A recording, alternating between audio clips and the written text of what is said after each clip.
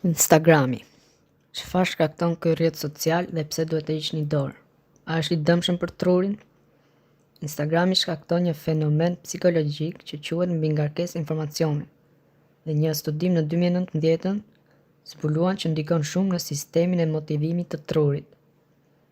E percepton të gjithë këtë informacion si një kërcënim dhe e shmang atë.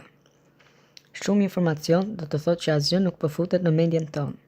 Zgjidhja: mërzituni. Asgjë nuk mërzitet më sepse përdorin telefonat për argëtim vazhdimisht. Të mërzitesh do të thotë të rrish vetëm me mendimet tuaja.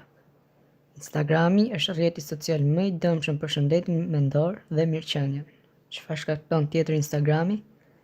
Nivelet të larta të ankthit shoqëror, depresionit, frika e të munguarit, që është ankthi që një event interesant mund të ndodhë diku tjetër, gjithashtu ndikon dhe tek cilësia e gjumit.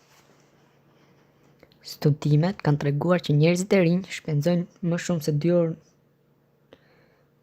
Studimet kanë treguar që njerëzit e rinj që shpenzojnë më shumë se 2 orë në ditë Studimet kanë treguar që njerëzit e rinj që shpenzojnë më shumë se 2 orë në ditë shfaqin shqetësime psikologjike.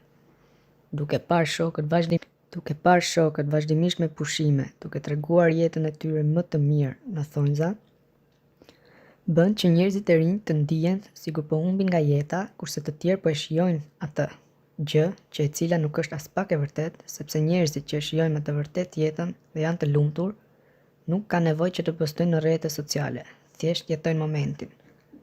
Këto ndjesi mund të promovojnë një sjellje krahasimi dhe dëshpërimi. Pse duhet përdorim Instagram dhe Facebook? Çdo gjë është në rregull për sa i përket komunikimit, por pse duhet tregojmë jetën tonë? Pse duhet shikojmë çfarë bëjnë të tjerët? Çfarë duam të tregojmë? Kujt i intereson çfarë jetë bën dikush? Shikoni jetën tuaj.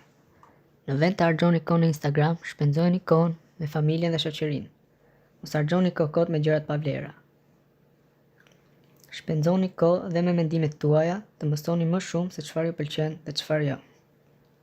Me gjithë këto shpërqendrime në jetën e përditshme, kemi shumë nevojë të mësojmë më shumë për veten.